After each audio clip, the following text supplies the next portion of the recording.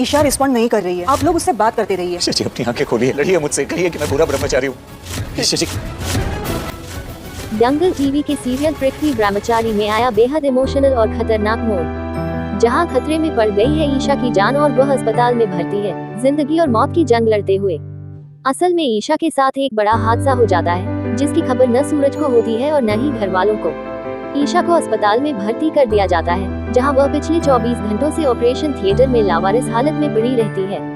जब सूरज अस्पताल पहुंचता है तो पुलिस उसे रोककर पूछती है, तुम इसके पति हो, फिर तुम्हें इसकी कोई खबर क्यों नहीं थी, वह क्यों नहीं करवाई गई। इसी बीच डॉक्टर बताते हैं कि ईशा ने जैसे जीने की चाह ही छोड़ दी है। डॉक्टर कहते हैं, आप लोग उससे बात करते रहिए, उसे मोटिवेट करते रहिए, उसका रिस्पॉन्स बहुत जरूरी है।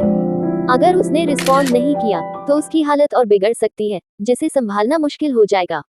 ईशा की जान खतरे में है। ये सुनकर सूरज को जोर का झटका लगता है। वह रोते हुए ईशा के पास जाता है, उससे बातें करता है, उसे होश में लाने की कोशिश करता है और कहता है, उठिए ईशा जी, मुझसे लड़िए, मुझसे कहिए कि मैं बुरा ब्रह्मचारी हूँ, गुंडा ब्रह्मचारी हूँ। आंखें खोलिए ईशा जी, आप उठ क्यों नहीं रही हैं? आपने मुझे कॉल भी किया था और मैंने उसे झूठ समझ लिया। पूरा परिवार रो रो कर बुरा हाल हो जाता है। इसी बीच कहानी में आता है एक और बड़ा ट्विस्ट।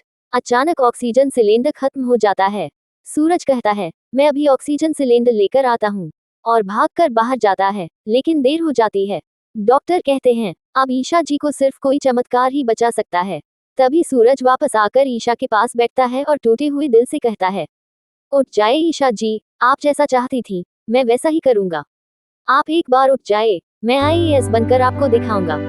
और तभी होता है चमत्कार। ईशा आंखें खोलती है, होश में आती है और कमजोर आवाज में कहती है, प्रॉमिस करो कि तुम अपना वादा नहीं तोड़ोगे।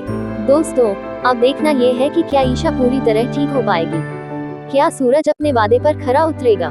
कहानी में आगे कौन सा नया मोड़ आने वाला है। ऐसे ही लेटेस्ट अपडेट्स के लिए हमारे चैनल को सब्सक्राइब और फॉलो